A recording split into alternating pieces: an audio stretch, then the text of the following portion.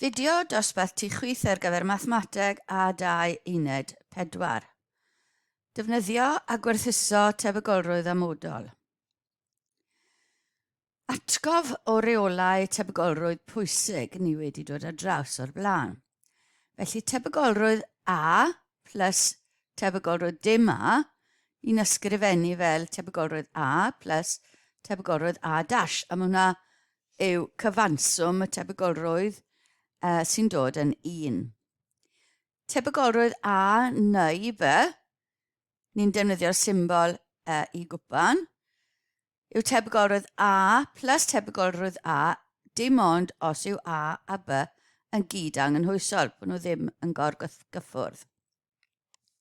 Yn gyffredinol, tebygolrwydd A neu tebygolrwydd B yw tebygolrwydd A plus tebygolrwydd B minus y tebygolrwydd A B, lle maen nhw yn gorgyffwrdd.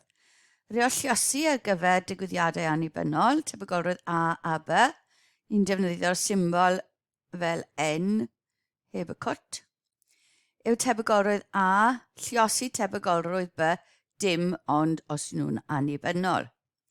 Reolluosi cyffredinol yw tebygolrwydd A lluosi tebygolrwydd B o wybod bod A wedi digwydd. A wedyn, tebygolrwydd B yn digwydd o wybod bod A wedi digwydd, yn ni'n ysgrifennu fel yna, a hwnna yw'r fformwla tebygolrwydd B A rhannu dy tebygolrwydd A, yr un ola mynd ar y gwylod. Yr allwedd i ddefnyddio'r fformwla yma yw i ddehongli beth yn gwmws mae digwyddiad B A yn meddwl, lle maen nhw'n gorgyffwrdd, lle maen nhw'n digwydd yr un pryd. Enghraifft 1. Mewn cyfarfod o glwb henoed, mae yna 8 dyn a 12 menyw. Dewisir 2 o rain ar hap. Darganfyddwch y tebygolrwydd bod y 2 yr un rhyw a bod y 2 yn benywaidd o wybod bod y 2 o'r un rhyw.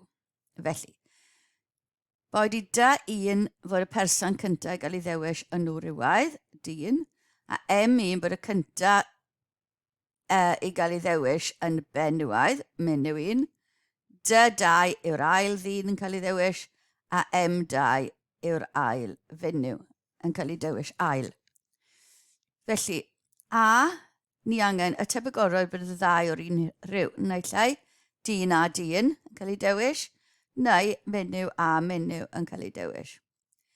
Digwyddiadau cyd anghymhwysol, felly ni'n gallu ado ar 2 ar wahân. Does yna ddim gorgyffwrdd ar hyn o bryd. Reolluosi yma, dyn 1 a dyn 2. Felly tebygolrwydd dyn 1 yn dod gyntaf, so 8 mas o 20. A wedyn ni dim ond 7 sy'r ôl mas o 19 ar gyfer yr ail ddyn i gael ei ddewis. Plus, menyw cynta yn 12 mas o 20, lluosi 11 wedyn mas o 19 menyw sydd ar ôl. Cyfuno'r yna a ni'n cael 47 mas o 95. Nawr, ni'n mynd i ddefnyddio hwn nawr, y 2 yn benywaidd, o wybod bod y 2 o'r un rhyw. Felly ni moyn y 2 i ddigwydd, y 2 yn benywaidd, a bod nhw'r un rhyw, a mae'r yna yr un peth. Felly y 2 yn benywaidd ac o'r un rhyw, yn mynd i golygu bod y 2 yn fenywaidd. Ar y top, a 2 o'r un rhyw, ni wedi gweithio mas fyna.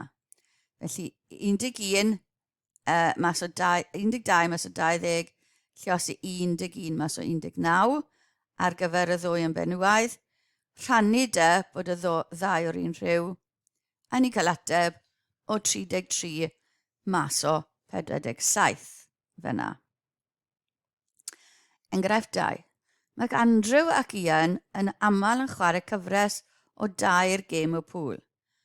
Ym mhob gêm mae gan Andrew y tebygolrwydd 0.6 o ennill, a mae gan Ian y tebygolrwydd o 0.4 o ennill. Gellir tybio bod canlyniadau pob gêm yn annibynnol o ganlyniad canlyniadau'r gemau eraill. Cyfrifwch bod y tebygolrwydd bod Andrew yn ennill y gyfres. Nawr, i Andrew ennill y gyfres, wel, mae rhaid ni gyntaf gael nodiant, felly A1 bod Andrew yn ennill y gêm gyntaf, a I.1 bod Ian yn ennill y gêm gyntaf ac yn y blaen. Bydd A2 dyn ni, I2, a A3 a I3. Andrew yn mynd i ennill y gyfres yn golygu bod Andrew yn ennill y tair, neu Andrew yn ennill 2 a Ian yn ennill y trydydd, neu Andrew yn ennill yn gyntaf, Ian yr ail, Andrew trydydd, neu Ian, Andrew. So unrhyw 3 o'r cyfuniadau yna a bydd Andrew wedi ennill y gyfres. Felly mae rhain yn ni'n gallu lliosi rhain gan bod nhw'n annibynnol. Felly 0.6, lliosi 0.6, lliosi 0.6 i Andrew ennill y 2 gêm. 0.6, 0.6, 0.4 bod Ian yn ennill 1 ac ar un peth am yr lleill a ni'n cael yr ateb 0.6 cube a 2 gwaith 0.6 sgwad lliosi 0.4 a ni'n cael 0.648. B. Bod Ian yn ennill y gêm gyntaf o wybod bod A yn ennill y gyfres. Nawr, ni wedi dod i'r holl posibiliadau yma, felly dim ond un sydd gyda ni lle mae Ian yn ennill a ennill y gêm gyntaf a bod A yn ennill y gyfres, a hwnna yw'r dewisiad yma. Felly ni'n cael yr cyfuniad 0.4, lliosi 0.6, lliosi 0.6, rhannu gyda bod A yn ennill y gyfres, ni wedi gweithio hwnna mas, a ni'n cael, hwnna canslo i 2, nawfed yn daclus. Enghraifft 3. Mae prawf meddygol wedi gynllunio mwyn penderfynu os oes angen aelod sydd wedi ddewis ar hap o boblogaeth y wlad, yr af iechyd neu pido. Yr adeg ar ymchwiliad mae'n hysbys bod 2% o'r boblogaeth bod gan 2% o boblogaeth yr af iechyd yma. Rydym yn gwybod bod y prawf yn rhoi canlyniad positif mewn 96% o'r bobl sydd ar af iechyd, ond hefyd bod yn rhoi canlyniad positif yn 1.5% o bobl sydd ddim ar af iechyd. Darganfyddwch y tebygolrwydd bod person sy'n cael ei ddewis ar hap sy'n cymryd y prawf yn cael canlyniad positif. Neu hwnna gynta. Felly, ni angen tebygolrwydd bod canlyniad positif. Hynny yw, gallai fe fod ar af iechyd a cael canlyniad positif, neu heb yr af iechyd a cael canlyniad positif. Felly, 2% o'r boblogaeth ar af iechyd, lliosi 96%, 0.96 bod y prawf yn positif, plus 0.98 o'r boblogaeth wedyn heb yr af iechyd, a lliosi 0.015 bod yn cael canlyniad positif. A mae hwnna'n dod yn 0.0339. Yr ail ran, beth yw'r tebygolrwydd bod person sy'n cael canlyniad positif wedi cael yr af iechyd, ar af iechyd arno fe. Felly, ni angen o wybod. Felly, mae'r person ar af iechyd ac yn cael canlyniad positif ar y top, rhannu gyda'r person yn cael canlyniad positif. Ni wedi gweithio hwnnw mas. Felly, ar y top, ni'n cael